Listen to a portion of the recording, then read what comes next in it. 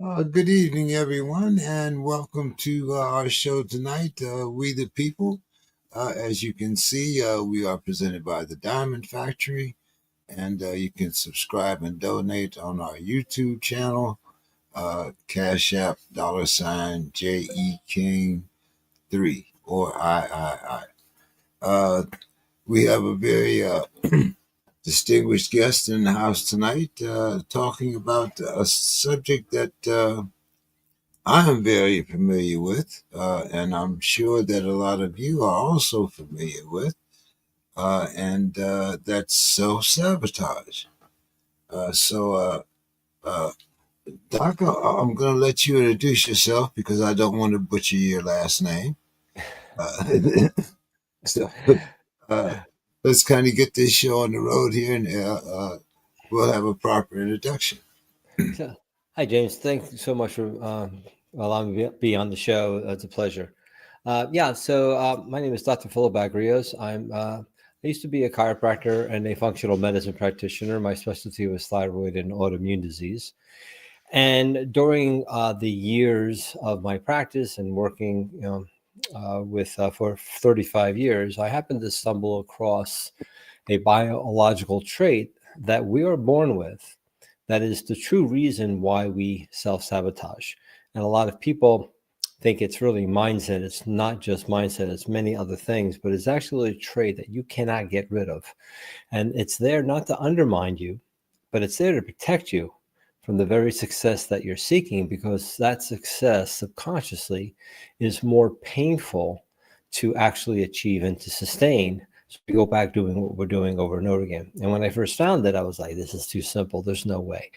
And over the last 33 years, researching thousands and thousands of people, not only was I able to find it and prove it, I found a way to switch it off instantly, and it works 100% of the time.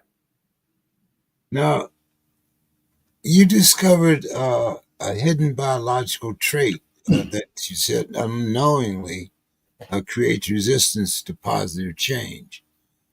Can you explain what it is and how it operates in our lives? Sure. So during the process, I was able to discover that there's actually just three traits that make up who we are. And I call them the director, the supplier, and the communicator. Now, that's all we do as humans. We direct, we supply, and we communicate. That's it. And when I first found this, I realized that that's how we're made up of, even on a physical level. Using my medical background, I was able to discover that many things are just made up of these three entities. And I found a protective trait. And what we did was, when we place all three traits in this protective sequence, we found that there's only 6 sequences of human behavior. So there's only 6 people in the world. So once I know your sequence, I can tell you why you did what you did in the past, why you're doing it now, and why you'll continue to do it. If you had a significant other, I can ask you a couple of questions about them, tell you everything about them and never meet them, and then tell you how you two interact and never ask a question. Because we've gotten down to the science of how these three traits, depending on how you're born, will create how you react to different adversities, and no matter how big or small. Now, uh, I'm trying to think here because there was a book uh, that they used when I was incarcerated, and it was um, the parent, the child. What is that? It also kind of broke things down into three categories, and I'm trying to think of who the philosopher, who the psychologist was, but it was the child, the parent, and there was a third one, but Mhm.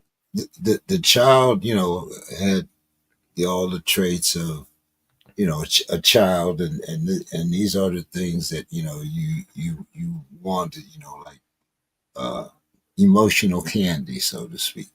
Mhm.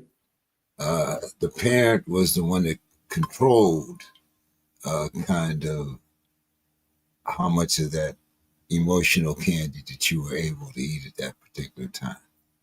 So it is when we're is the simplicity, is that what makes us, you know,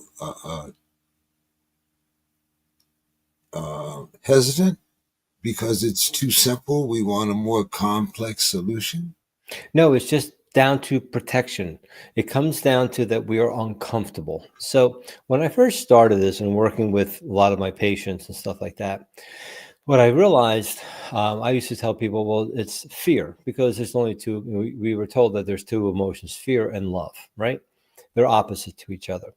So, but I would have people go, I have no fear, but they worry or they were stressed or they were resistance. And I realized that that's just all protection at different degrees. So fear could be a 10, someone's worry could be a 8, and someone's, anxiety could be a 10 as well. Or something else of concern or any other word they use could be at different levels. So that's where I was able to really understand the complexity comes with all different words that we think mean different things, but it all comes down to three basic ways to look at things. So, for instance, I can take the entire dictionary and put them all under the director, the supplier, and communicator. And what happens is that let's say you and I are, you're a client of mine and we're discussing something that you're going through. And I can say, well, the reason why this is happening is because of your inborn sabotage trait, and you do this. And you go, yeah, I don't really think so, but it might be. And then I say, okay, you do this instead. And you go, yes, definitely, absolutely. But what you didn't realize, the first word that I used was synonymous with the second word. It was just this word did not resonate well with this scenario, but the second word resonated well with the scenario. But it all came down to the same word, as in there were synonymous words. So what happens is I've gotten down to the simplicity that this is so simple that we've gone down to there's only one thing to focus on for the rest of your life, and that's your saboteur. Because as soon as something becomes uncomfortable, we go into protection. And as soon as we feel no more, we don't have to protect ourselves, we immediately go into growth. It's just a switch. For instance, so those of you who may be listening and not seeing me, I'm raising up my hand and I'm facing James with my front of my hand. Now, James, can you see the back of my hand? No. Okay. Now, if I switch it, can you see the back of my hand now? Yes. Yeah. But you can't see the front of my hand, correct? Correct. Right. So one side, let's say, is fear. Well, if I see fear and the opposite of fear is love, I cannot love. If love is also trust, when I fear, I can't trust. But as soon as I just switch to trust, I can't fear. You don't see it anymore. They're both there. They're both on the same coin, but depending on what side you see is your perception of something that's totally different. And that's why they're both there at the same time. Everything is within you. You are the fearful person, you're the loving person, you're the trusting person, you're the non-trusting person, you're the beautiful person, you're the ugly person. Everything is within you. It is up to you whether you want to tap into to show yourself in the world. So you must, for to know short, you need to know tall, and for you to know fat, you must know thin, right? So in order for you to know love, you must know fear, and vice versa. But they're there at the same moment. It is up to you which one you want to tap into. So, what is that biological trait that we all have? So it all depends. So one of the saboteur, what it does, and this may resonate with some of the people that are listening, is that you may be scattered. You most of the time are all over the place. You wing things. You really don't think things through. You just react to certain things instantly. You don't follow through on tasks. The other one could be is that you are overly giving. You give too much to others, and they don't really reciprocate for what you give, and you can become kind of resentful for that and feel bad towards that, but you have a hard time saying no to these people. The other one is that you're not a great expresser. You don't really express your thoughts and feelings, so people don't really know what you're thinking. And you don't like to confront because you don't want to feel embarrassed to say something stupid or embarrassing. So out of those three, we all have all of them, but depending on how you're born and what you use most of, your saboteurs, that one is the most strongest one that you use, whether from your being a child or an adult or in between from there. So, for instance, you ever see the domino masters, right? They push this one domino and goes, Yeah. Oh yeah. right? All Yeah. these things Yeah. fall, right? And let's Right. say balloons are released. Well, what's the last thing you see? The balloons. That's your imposter syndrome, your procrastination, your anxiety, your depression, you over talking, your overthinking, whatever. It's everything you see and feel last. So what do? We take our coping methods and put them where? We put them on the balloons, not the one domino that started it all. So what's easier, hold down all the balloons and stop pushing the damn domino. That one domino is the inborn sabotaging trait that creates every negative emotion that you experience. So when you push that domino forward, it will then cause you to become frustrated and cause desperation. But if you just switch it and push it the opposite direction, what we call the antidote. So the saboteur has an antidote. It has a way to switch this off instantly. And when you push it that way, you now go down the road of motivation, inspiration, and growth. So, therefore, when you use the antidote, it is impossible to self sabotage yourself. When you use the antidote, you are no longer in protection, you are in growth. Does that resonate? Yes, it does. What resonates the most, though, uh, you know, is how methods have changed. Because I was incarcerated in the 70s and the 80s. And as you know, there was a whole different method of teaching about self sabotage back in those days.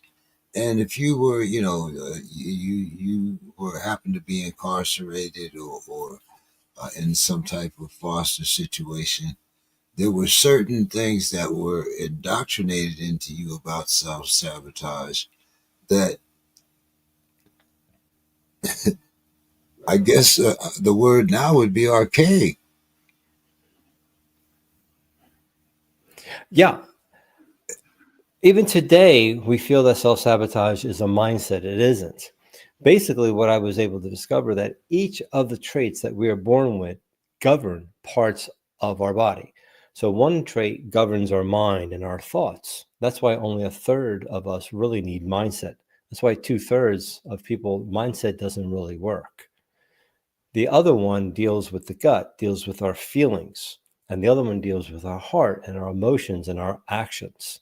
So all three are within us, but based on how or what sequence you have, you will react in such a way to protection differently than somebody that you know. So if you had a significant other, you will react differently than they do to the same situation. And then let's say you guys are having an argument. Basically, you're not hating each other, you're just protecting yourself from each other. Even though you love each other, you're just protecting yourself at that moment in time. We've saved a lot of marriages and partnerships and businesses and things like that based on people's perception of why they think someone was trying to hurt them. And once they understood the person's sequence, instead of a judgment, compassion would come into play, going, now I understand what you do.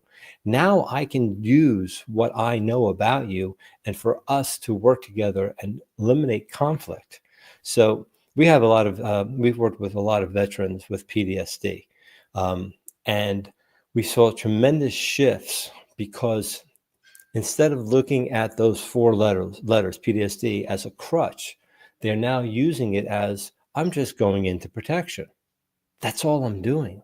There's nothing wrong with me. See, when you release your personal professional power and you hit that wall, your saboteur kicks in to protect you. There is nothing wrong with you. You're not a loser or what all the hundreds of words we say to ourselves. You're just in protection. So imagine when you hit that wall of being uncomfortable, as you start to contract, imagine there's only one biological trait that is causing you to contract.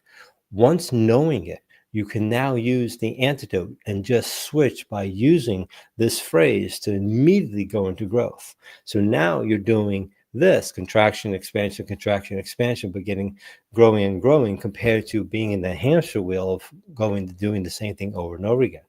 So one instance, we had uh, a, um, a veteran of 5 tours. And when he first took the course, I told him, look, take this antidote to your therapist. And when they were using the antidote within the first 3 weeks, he had tremendous breakthroughs and actually found out why he went to war. And it was because he was at 5 years old. So he was able to use this in a much more accurate way and get to the root of the cause compared to really knowing that this was something he had to live with and it was controlling him compared to he can control it. I can definitely, yeah, I understand. But then I have been through, something, as they call it, self-sabotage myself. So I do. Remember, at that moment, you're just protecting yourself. So you can write this phrase down, and people that are listening, at that moment, when you feel resistance or stressed, or you feel you're stuck, or whatever, anything that you're out of flow with, ask yourself, why am I protecting myself at this moment in time? Why am I protecting myself at this moment in time? At that moment, that person could represent the thousands of other people that did you wrong. So it's not really them, it's all the representations of everybody did to you. But what's interesting too is they represent the part of you that you have the problem with. See, everything outside of you is you. When that person shows up, you can't stand, it's a part of you can't stand. You're just pissed off at them because they showed up and reminding you, right? So what we found is that by using your antidote, the antidote actually brings adversity in order for you to grow. So when you get stuck or you feel yourself sabotaging or anything out of the flow, get excited because you're ready to evolve. Can you tell us a little bit about your TNow method? Sure.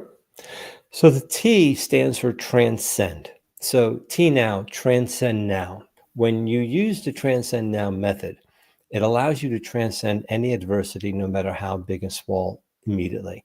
You start to understand why that situation came in. I am in a strong belief, and I see this all the time. We prove this over and over again. When an adversity comes in, it's actually the answer that you're looking for. So many times we pray and we want this, or we meditate, and all of a sudden something quote bad happens to us. What's the first thing you say? See, I shouldn't pray, right? What am I being punished by God, or whatever the case may be? But the universe or God doesn't speak English; they speak experience. They are sending you your answer in that form of experience. That quote bad thing may help you to avoid the thing that you want, because at that moment you may not need it, or you wouldn't be able to handle it well, that you need other experiences before you have that. If something quote good happens, that's fine, move with it. But again, something good where we can use it not so great, right? Have you ever had something really good and didn't use it too well? Maybe you had made some money and then you overly spent it, now you're broke again, right? So all the experiences. So when I tell my clients, when you have those experiences, good or bad, or just is, you just say, I wonder what benefit this is giving me. When I went through a lot, and I went through a lot of different traumas and a lot of horrific things over the last 30 years in order for me to really get to discover this, because there's nothing like this in the world. So I had to go through a lot in order to really understand this. This didn't take me a year to figure out. It took me 30 years to figure this out. And what I found was that when I would look at things in a different way. When I used to say, I wonder what gift I'm getting. I wonder what gift I'm getting. Man, this is going to be some gift when I get this, right? After this particular situation. But then I realized later, I already got the gift. During the trauma, during the whole thing that I'm going through, I got the gift. It was up to me to determine how can I use that gift to benefit from myself. How was the trauma? How was that really bad situation that happened? What was there to help benefit me so I can move forward and impact the world as well as myself? So, you say that the T is for transition, Transcend, transcend, transcend, transcend. transcend something, to go above it, to move with it, not lose yourself in it, but transcend above it so that you could evolve as a human being. So, how does self-sabotage affect high achievers? It affects Entrepreneurs everybody. and leaders. Well, even if you are a millionaire, a billionaire, right? A high achiever, you still want to continue to grow, correct? So, in order for you to grow, you need to put yourself into an uncomfortable position. When you go into that uncomfortable position, you are immediately going to protection. Does that make sense, right? Yes. So, whether or not you're homeless, or you can take a homeless person, then all of a sudden they became, got a job, and then they became successful, and now they're a millionaire, and then they still want to go to be a multimillionaire.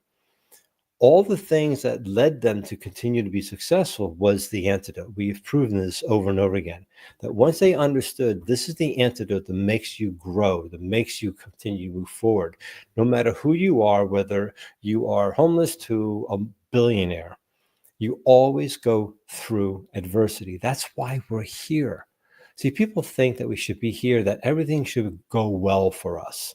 They don't know why we're here. We're here for the contrast. We're here so that we could evolve and experience. There's nothing to learn. We're perfect beings within us. We're just here to experience. And when you can really understand that everything that comes my way, maybe something's delayed, maybe I need to learn more patience, maybe that delay is allowing other things to come into play so that things come even better. Have you ever wanted something so bad and then you didn't get it, but later on realized that was the worst thing that could have happened to you? Of Or maybe course. you wanted something so bad and you forced it and you got it and it was the worst thing that you should you should never have forced it.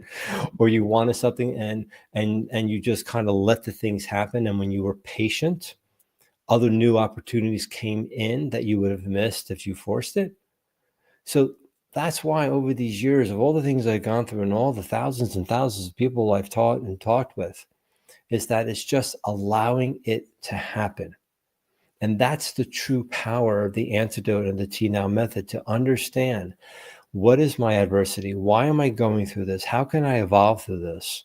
And by using this, just knowing that it's coming, but I need to do some steps in such a way so that I align with what I want. And now, excuse me. You have a book, "Life's One Law," and Yes. you mentioned nature's blueprint for success. Yes. But what key lesson should everyone take from it? So in the book, I wrote the book, among other ones I've written, but I wrote this book about 5 years ago to kind of get what I discovered out in the world, and how it all began. So I was able to discover a 6-step blueprint that nature uses to come back from her storms. And I realized those 6 steps are the same steps within us in order for us to solve any business or personal problem. And during the process, what I was able to do was to realize, and how I was able to find these three: the director, the supplier, and the communicator. When I took those steps and I plugged them together, and I took the opposite and combined them, it came up with three basic principles of the universe. And I had called them the director, the supplier, and the communicator, because atoms to the galaxies, they all were governed by just those three things, because that's all atoms and galaxies do. They direct, they supply, and they communicate. That's it. And because we're made up of the same stuff, we have the same laws. And I realized I had to teach myself quantum physics and all that, but I mainly used all of this for human behavior. This goes into physics and deals with other different things that physics wants to know about and that I can answer. But I've mainly been focusing for the last 30 years on human behavior, because when I started working with my clients who were autoimmune patients, who were the sick of the sickest, we were getting really great results because they were understanding why they became sick, as well as why they would continue to stay sick. For instance, I used to have people come to me and go, "You're going to kill me, doc." And I'm like, "Okay, what you do?" So I had a pizza and I said, "Okay, how do you feel? How long have you been in pain?" "I've been in pain for 4 days." I said, "Great. I'm glad you had that pain." It kind of reinforces it. But I'm more wondering, what was the trigger before you ate the pizza that was more painful to deal with, that you had to eat the pizza to numb yourself from it? And what we found was when the trigger happened, they would use their saboteur, and the saboteur would lead them to their numbing agents, eating bad foods, sugar, smoking, doing bad things, or whatever the case may be, right? And then what we found was when they had the trigger and we used the antidote, the exact opposite, two things happened. They lessened their numbing agents or they stopped them, which will allow them to heal more. Because how many times do you know people, or even yourself, right? Maybe you go to somebody, a nutritionist and all that, you start to feel better, and all of a sudden you go back to eating the crap again and you start feeling bad again because you were more comfortable being in that unhealthy mode, because eating healthy was more painful than eating unhealthy. And the pain of the body pain was less painful than actually eating good food. I can relate to that. Uh, uh, the nutritionist and the whole bit. But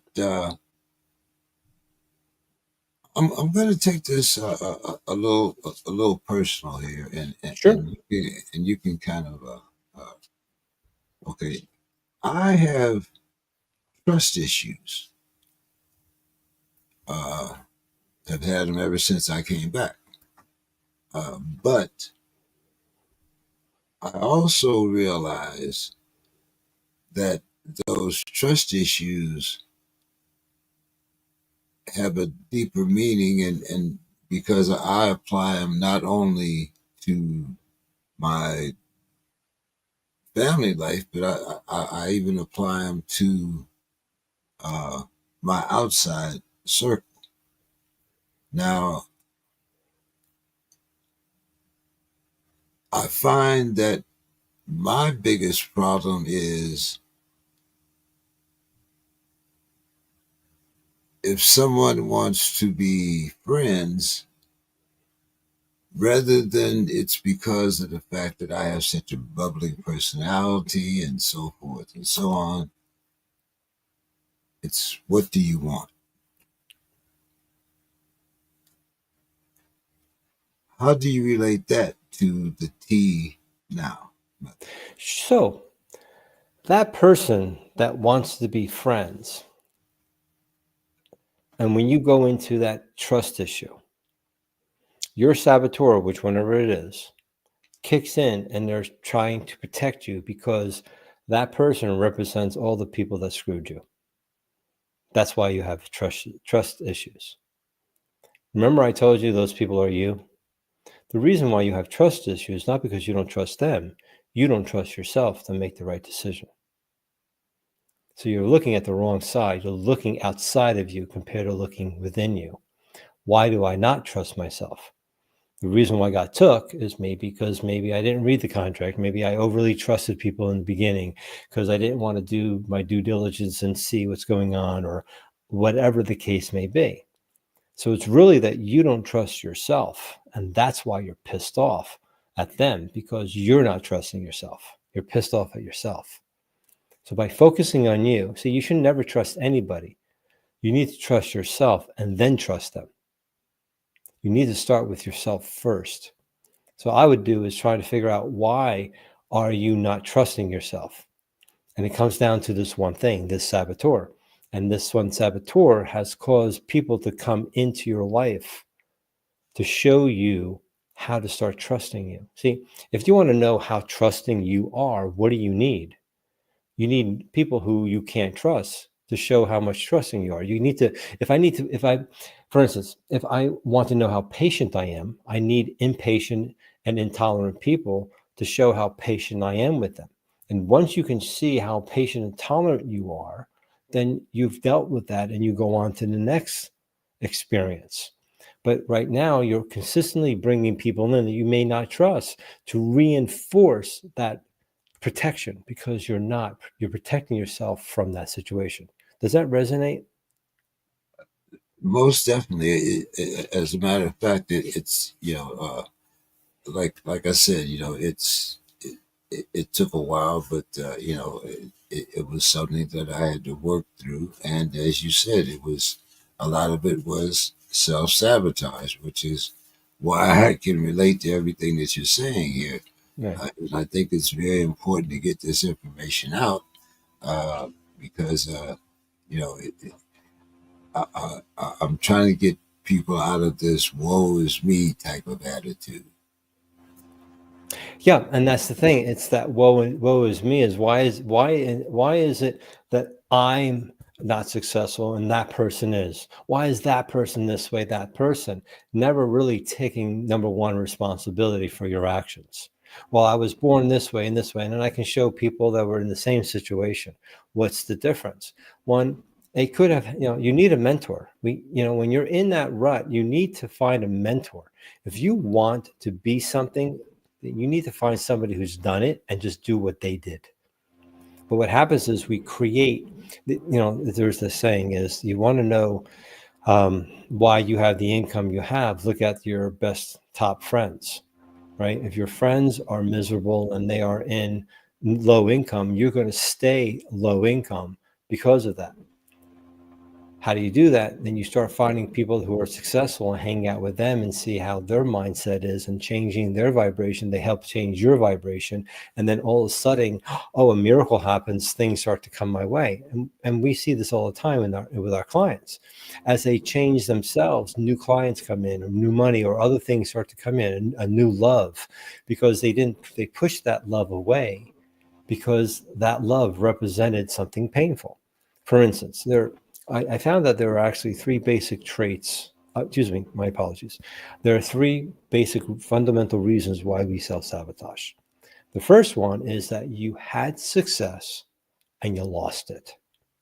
So if you ever had success again, you never get to that point because the pain of losing it is more painful than getting there.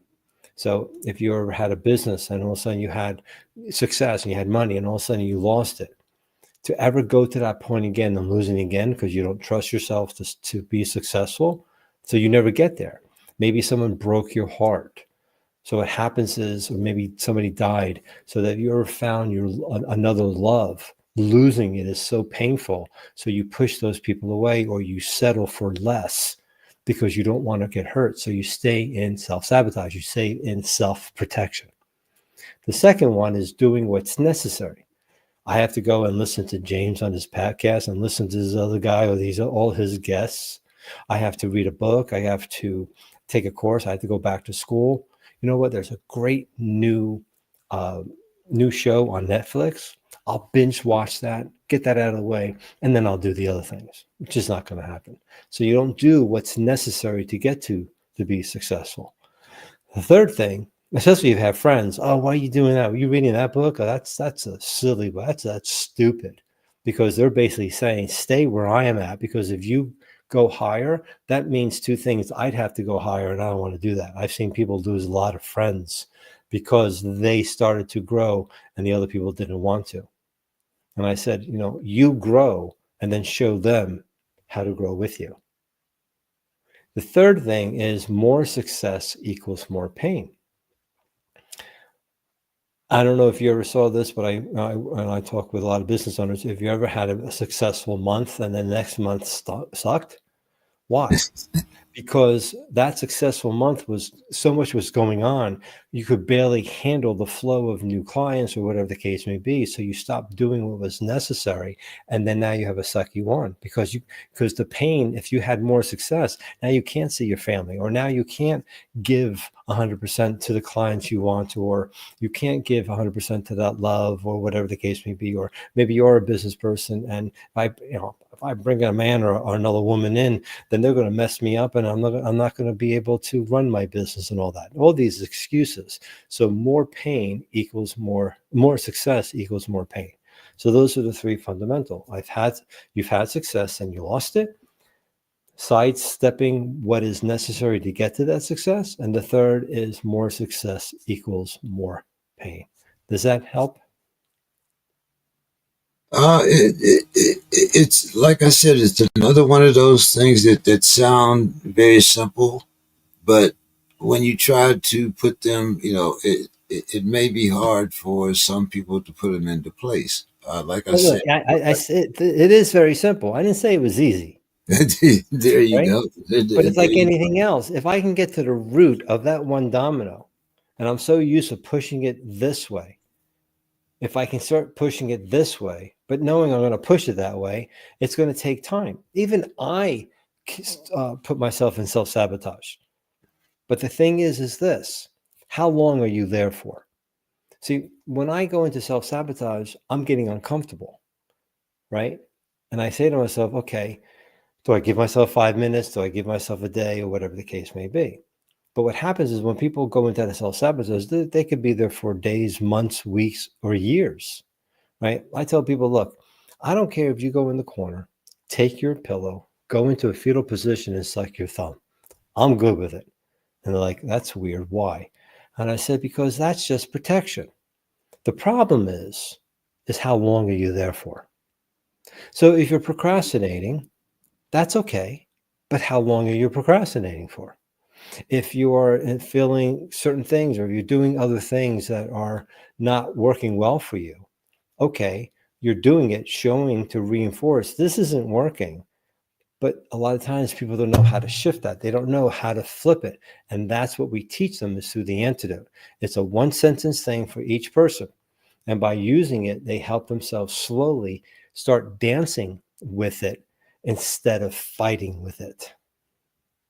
Now, can organizations and governments use your TNow method Yeah, to I just design did one of better I just did programs? one of my workshops for the Army. I'm a government contractor because I want to help the PDS. I want to help the veterans very dearly. I want to help them tremendously, and we've helped them. We've helped people with combat injuries to even a CEO had 12 tours, and he was he was able to go out dancing with his wife after 3 weeks, because in his mind going out dancing was like going to the war zone. And he, by using the antidote, he was able to perceive things differently, look at things differently, that he was able to make it safe for him to go in and enjoy himself with his wife. It was really a great thing. You should see his face. It's just something that small. But yeah, I do go out to corporations or different companies and do a 4 to 8 hour workshop. I do have also a membership, a membership. It's a monthly uh, investment that people can get their inborn sabotage and trade an antidote and start to learn a little bit. And then for people who are like business owners, executives, sales professionals, I do have a group coaching program where they have access to me, and I teach them on group calls as well as one-on-one. So we have 3 ways to help people to teach the TNow method. Well, I'll definitely let you get your advertisement in before we leave. Sure. In case we have some people in the audience, we are on LinkedIn, YouTube, and Facebook. So there is a variety of people that you know can Yeah, possibly be I'm on all helping. the platforms. They can DM me or ask questions, and we can give them specific links to the program that will best fit them. Yeah, great, great. So, how do you respond to critics who say that personal responsibility responsibility alone isn't enough to overcome social issues. Say that one more time. I said, how do you respond to critics who say that personal responsibility alone isn't enough to overcome societal issues? You have to start with you. You cannot you cannot help anybody until you can help yourself first. So we've seen this tremendously with a lot of our clients, is that they'll deal with themselves first, and then they can deal with their children. They can start to help them understand. Imagine knowing the sequences of your children and why they do what they do, because we've had parent-child relationships change tremendously. We've saved people from divorces. So understanding how you deal with it, and then from there teaching to others. It's a slow process, right? But people need to understand that no matter what a person does, they're just protecting themselves from each other. It doesn't mean they have to stay, they have to keep themselves responsible for themselves. They have to take responsibility. If you did something, you got to take on the consequence, right? So even though it wasn't your fault, it still was your action and that experience. Like when you were incarcerated, right? It gave you an opportunity to do two things: stay there, continue to keep there because you're more comfortable in there than in the outside world, or go out on the outside world and take that experience and use it to evolve as a human being. I tell people all the time is that you are your own juror, your own prosecutor, and your own judge. So here's the question: when is your sentence over? It's a very powerful question to ask yourself. You have the key to unlock the shackles that you placed yourself in. But when is the sentence over? See, as you know, why do prisoners go back to prison?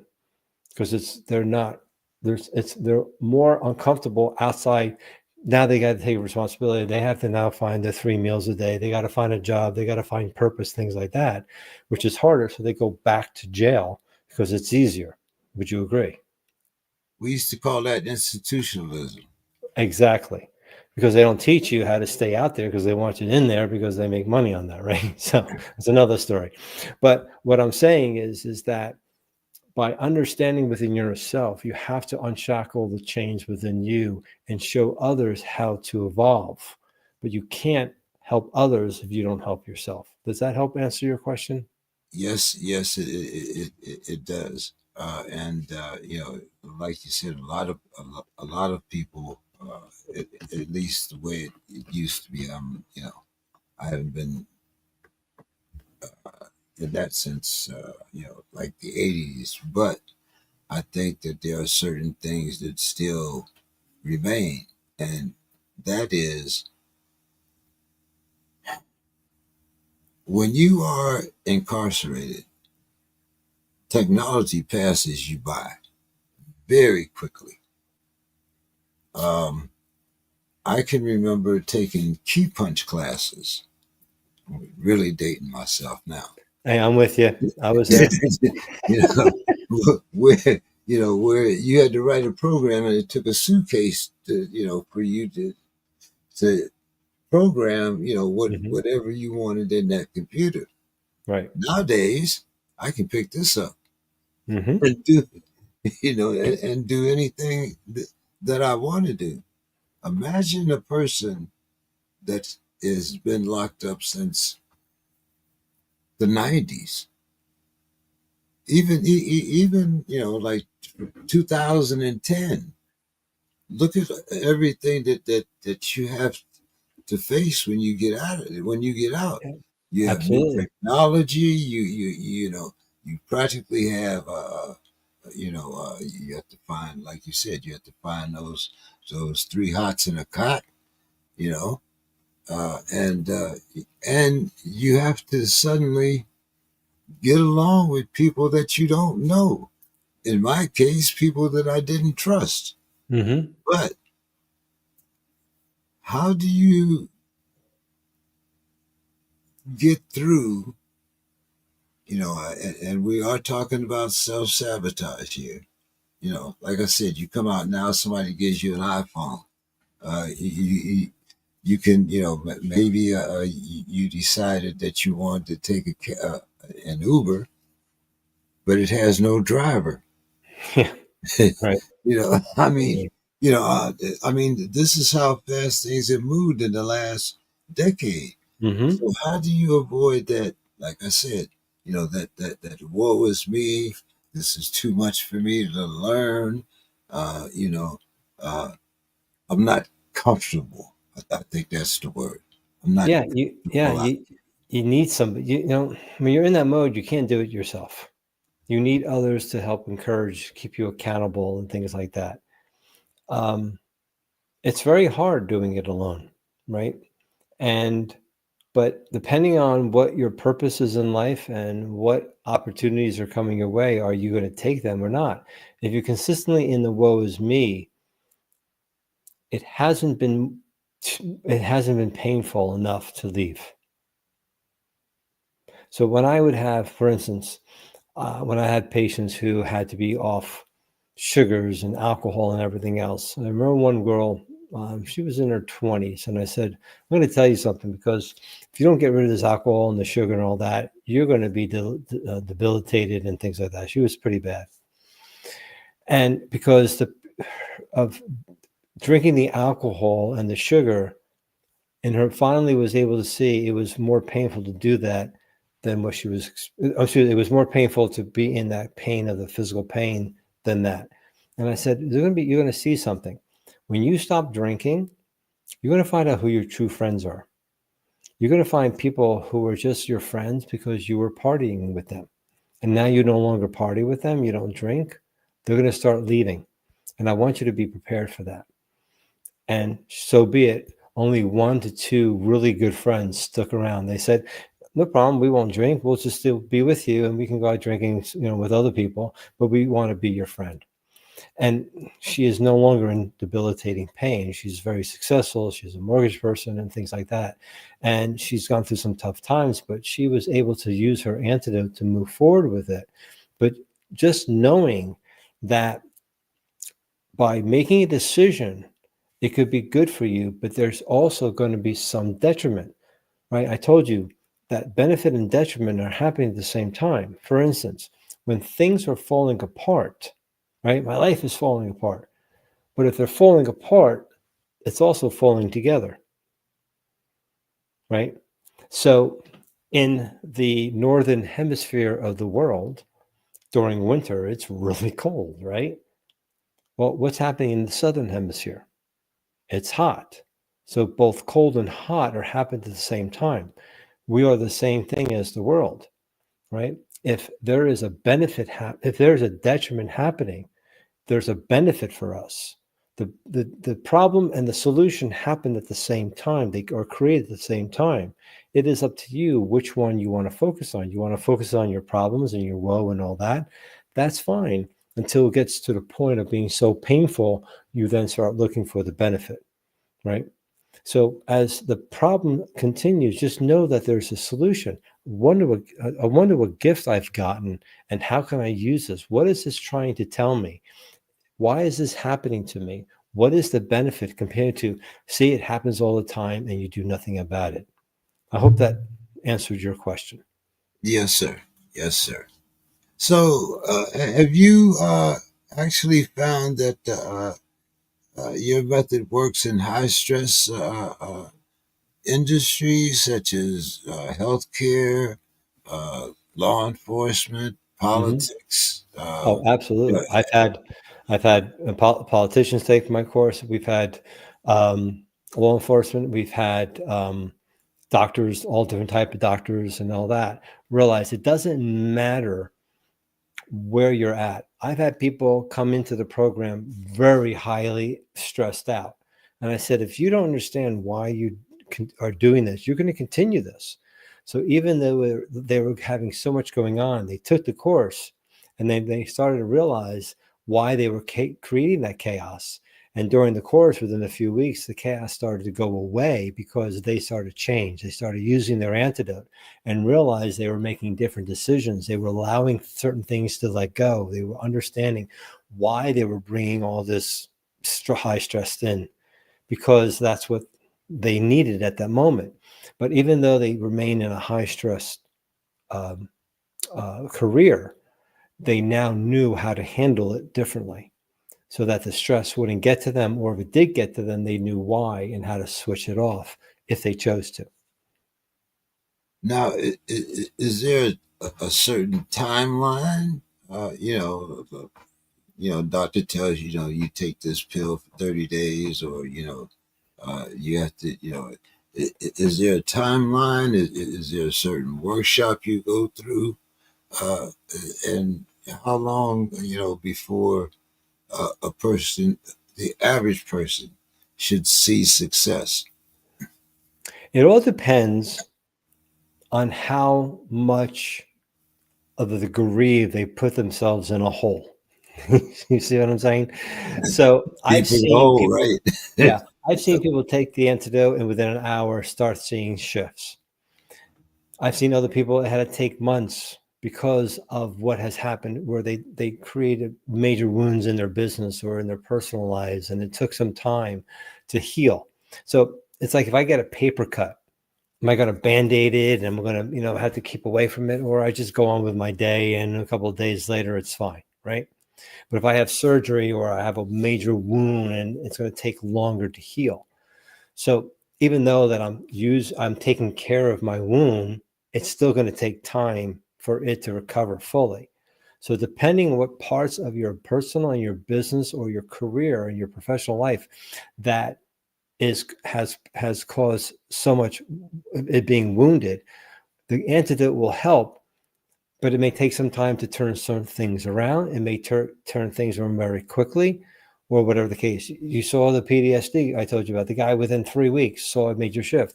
I had another veteran, PTSD, wounded in combat, that within the first week, by using his antidote, he was able to neutralize 2 major instances that would have set him off. So it depends on how people are using it, how they look at it, and how long that is there for. So we've seen some tremendous shifts, and we see some people that have taken longer. It all depends how much are they using it, how much are they willing to use it, and how to move forward with You might have saved me 35 years of anger management, it. Dr. I used to have the Vibey. same thing. I had to go to anger management way back when. Yeah.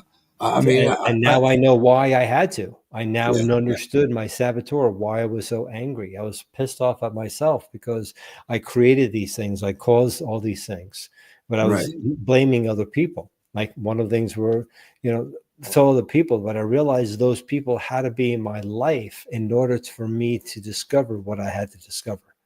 Yeah, I think that was one of my biggest mistakes over the course of my life, learning to accept that, the responsibility was mine and not others, even Yeah, it though. sucks when you come to that conclusion, doesn't it? Oh yeah, I mean, and I mean, of course, in my case, the three strike law also helped. So But you think know, about this, if I may interrupt you. go ahead. You wouldn't be where you are talking to me. You wouldn't be reaching the people that you're reaching if you didn't have all that experience. So there's the benefit. See, people ask me, what could be one of the things that I can do to let go? If you can find a benefit out of your past, then there's no need to forgive that person. There's no need for the person to forgive you. You found a benefit. So there's no need to forgive. There's no need for you to feel bad. You should feel excited because you benefited from it. And how can I take that benefit and continue my growth? You've taken all those situations, and through your experience, you're helping so many people, right? If you have an addiction, are you going to go to the psychologist that is just book smart, or you want to go to the psychologist that's not only book smart, but they were an addict? Precisely, So precisely. that's why you have so much impact, because you were there, man. And that's why people listen to you, because you experienced it. So there was no mistake, man. There was no mistake. There's no such things as mistakes. There were just decisions you made that thought you were going to have a different consequence. But in my opinion, the grand scheme for your life is to be here helping these people. But you had to go through some investment of pain to help others with theirs. Yes, yes, I totally agree with you. And once I retired, it was it became kind of my mission, so to speak, uh, Hmm. to try to reach others and let them learn from my mistakes. But now, what do you find are some of the biggest mistakes that people make when they're trying to change their self-sabotage patterns? Well, one of the things I find is that they're trying to use their superpower to change. They try and use their strengths. For instance, remember that protective sequence that I told you about that I discovered, where we then Right. take those three traits and depending on how you're born, there's six sequences of human behavior. Well, that sequence is made up of the superpower. So those of you who can't see me, I'm using my hands. I'm Greek and Italian, so I use my hands a lot. So think about a seesaw. Think about the kid that's up in the air. Okay, that's your superpower. And then the fulcrum that is between the two kids that makes it go up and down is what we call the mediator trait, which is the bridge between the superpower and your saboteur. And the saboteur is the kid that's sitting on the ground. Okay. And what they do is they work in conjunction like a seesaw. So if you're a person who overly talks, right? Who has no problem talking, can talk to somebody without a problem. But that's okay. That's good. But when you overly talk and vomit on people, like a salesperson, you ever see a salesperson talk themselves out of a sale? Okay. Why? Now, I work with a lot of VP of sales, and I ask them, if you had a person like this, what kind of training would they need? And they would say, communication. I said, no, man, that's their baby. That's their superpower. The reason why they're overly communicating is because of their saboteur. They could be not valuing themselves, so they have to open and talk so much to show value, which really shows how they devalue themselves. Those people who are scattered and all over the place, they're not following something, they're trying here, they're going to tangents, so they're just overly talking, trying to give these people the knowledge they want. But what we do is, as soon as they use their antidote, we've seen people go from 30 to 90% closing rates. We've seen people now, their communication becomes more beautiful and more effective because now they're using the antidote. And so what happens is now the seesaw becomes more balanced. Okay, so finding that balance sometimes is frightening because you have to take a lot. You have to take in a lot of self-evaluation, and then you have to face that person that you see in the mirror. Yeah, exactly. But by understanding the reason why it's there to protect you, not to hurt you, then you're more accepting to it. Does that help? Yeah. But I think the assumption is that well, you can kind of tell us because you work with a wide range of clients, from individuals to corporations. So, uh, what one case really stands out for you? For a corporation, for a company? Either for a corporation or an individual. Well, actually, you could give us an illustration of both. Both. Okay. So I had a $60 million company ready to implode in 2 months, and they were partners, and they had become very successful, and things started to change, and things were starting to go down, and there was a lot of bickering, a lot of problems. And once they understood their sequences and they understood why they were so angry at each other, things started to balance out pretty quickly. And then, based on their sequence, I was able to place them in the proper C suite. This person became the CEO, this one became the COO, this one became this and this. And they started to become more effective. And within 2 months, we saved them $4.5 million. And then they started to come up again and see, and now they're making more profit because based on understanding of not only how they were interacting, but how they were acting with their business. See, the business, those of you who are business owners and executives, your own business has its own inborn sabotage and trade antidote because it's an entity. So we teach people how business owners or executives and their employees actually subconsciously sabotage the business. And by using their antidote to the business's antidote, we've seen companies turn around pretty quickly. One other thing that helps with the personal and how your saboteur affects your personal and your professional life, because they're really one, they're not separate. We had a guy take one of our workshops. He was a manager, and he came up to me and he says, my son's always upstairs playing video games. I can't get him downstairs to interact with the family. What do I do? So I asked him a few questions. I ascertained his son's sequence. And within less than a week, his son was downstairs interacting with the family because he realized he was the one pushing his son back in the room. He used to make fun of his son because that's how he grew up. That's what motivated him. But because now he understood his son's sequence, that was the worst thing he could have done. As he did what I asked him to do, his son felt more safe, more trusting, and came down and started interacting with family, and their relationship skyrocketed. And because the personal and the professional are one, and the saboteur and the antidote affect at the same time, we found he was doing the same thing in his business. And by shifting that, the business grew as well. Okay. What are the first 3 steps that someone should take if they want to break free from self-sabotage? Well, the first one is to understand what that saboteur is. What is the reason why they do what they do? The second would to be understanding their antidote and how to use their antidote to instantly shift that into the direction in which they know how to. And then thirdly, how to be okay that they do self-sabotage. It's just they're protecting themselves. So one of the things that people like, I can see the relief on, especially clients who start to begin, and I just tell them, say, look, you're not, they're like, I'm finding myself how much I'm doing this to myself. And I said, be excited. Now you're becoming aware how much this is affecting you. And if you do go and fall back into it, which I expect you to, just know that you're just protecting yourself at that moment, and then do your best to shift that antidote and move it forward, or have somebody as an accountability partner to help you through that until you feel this is more comfortable.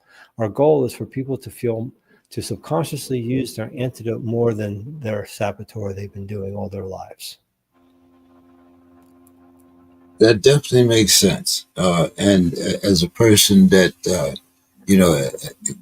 had to really face my self-sabotage, and as I said, that was, when they made the third strike law. And sometimes it takes uh, a circumstance that is beyond control to bring you back to control, if you understand what I'm saying. Yep, absolutely. Yeah.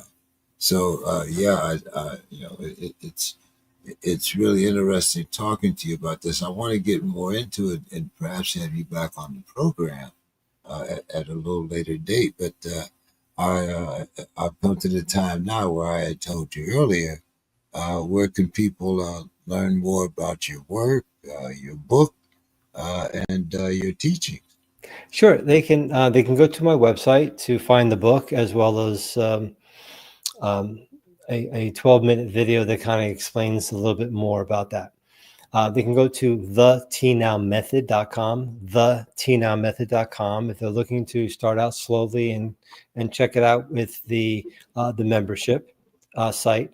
Or they can go to tnowmasterclass.com, tnowmasterclass.com. These are for our business owners, executives, and entrepreneurs and sales professionals that are looking for more of a higher level course to help them get through some things and help themselves stop self-sabotage in their business and their personal life.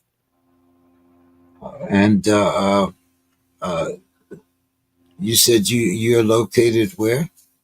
I'm in Jersey, but we have clients all around the world. Okay. Where are you located in Jersey? Like I said, I'm an old Jersey boy. I graduated high school in Newark, but Hmm. I ended up staying down in Asbury Park, Yep, down around the old I'm on the stadium. Jersey Shore. Yeah, oh, yeah, yeah, yeah, yeah. Uh, I came to the other shore out here in San Diego. I know. Went the other way. Try the west part. you know, but uh, I wanted to get just one more your take on self sabotage because I think as you get older, you can kind of see and grasp that idea. But how do you get your message across to the younger, the up and coming generation, the generation that seems to think that they know it all already? Well, I've been there. I have two Of girls. course, of course. I mean, when you're in your 20s and early 30s, of course, you know it all, and Hmm. who could tell me what to do? Of course. Right. So, That's the beauty of it. Once you know that, and we've had teenagers. I've had teenagers. I have four stepchildren. I have seven grandchildren. Um, and we can see each one of their sequence and we'll know why they do what they do, and we can then help on a subconscious level help them to understand why they're frustrated and all. Because one of the things I tell people, especially they're in the teenagers or whatever, they've only been on this earth for like 15 years if they're 15 years old, and we're in our 40s and we think they should have the experience. We don't even have our stuff together. How they're going to get their stuff together, right? And they just always looked at how you did things. So it's you got to take that responsibility. But um, one of the things is that as you start to talk to them on with words that tap into their antidote, we've seen them to really look at you like you get me, you understand me, and I've seen that with my own children. And um, my ex had put a major block between my kids, and but because I knew their sequence, I could then talk to them on a subconscious level by using their words that resonated with them. And maybe they listened to me and they didn't listen to me and then they listened to me. But over now, our relationship is solid and no one can ever break our bond because I knew what they were going through. I understood instead of going into, you got to do this, you should do this. I would go, how'd that work out for you? You know, so I'm assuming the reason why you did this is this, this, and this. And they were like, yeah, I did that. Well, are you open to doing something different? Right.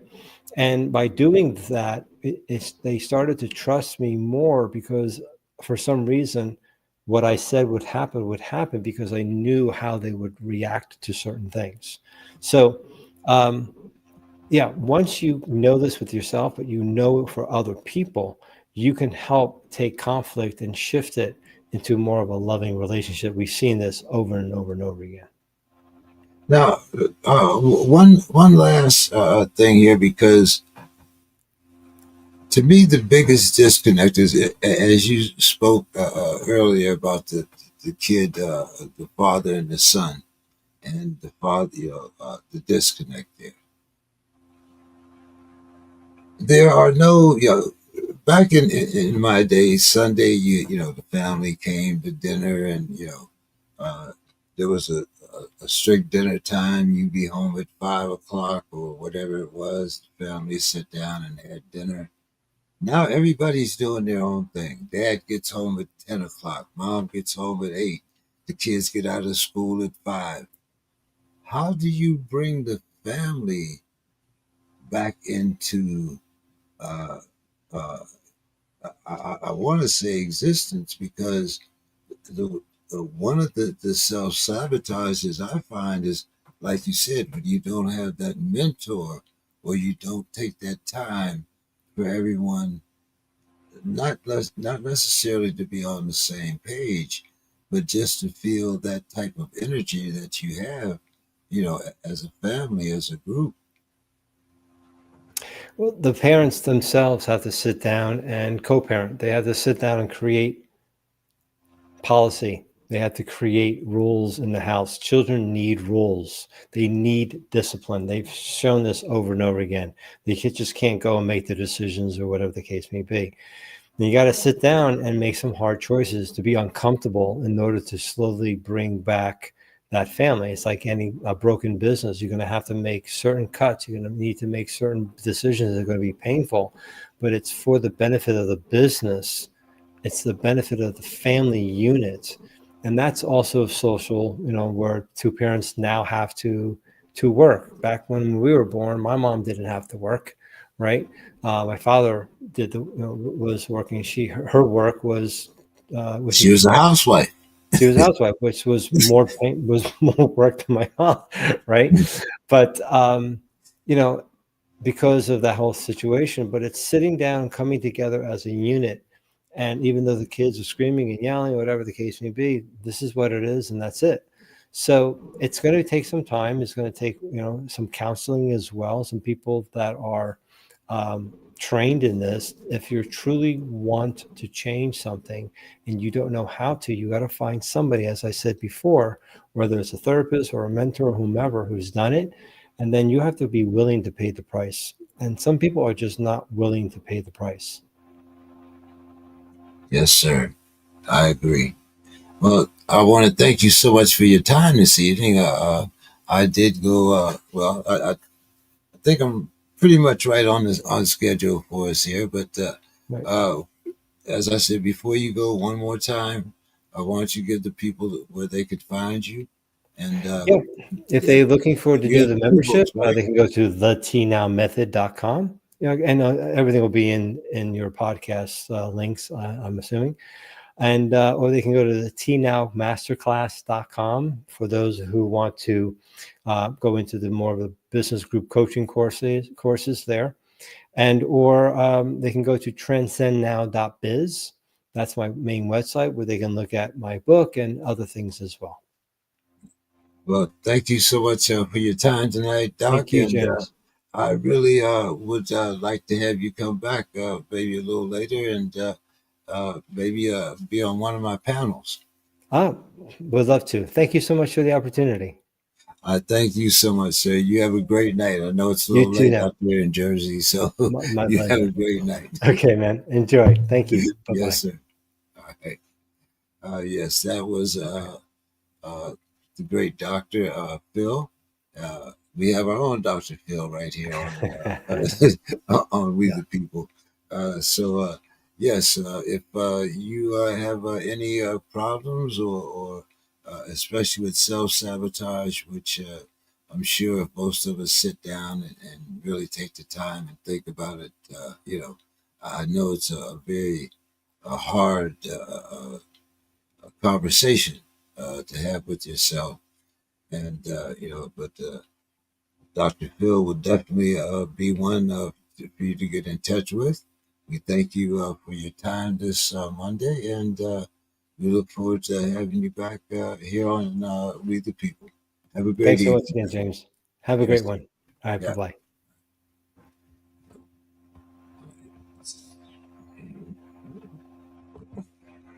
Okay. Yes. So we will be on a show Friday featuring Mr. Anthony Scott from Minneapolis. Mr. Scott actually lives in the neighborhood where we will be talking about the George Floyd Square, the preparations, so forth and so on, the different political issues that are coming up. There's a $49 million lawsuit against the city by some of the black businesses down there. Uh, there's talk of having a memorial. There's talk of having, there's a lot of things that Mr. Scott will be certainly talking with us about.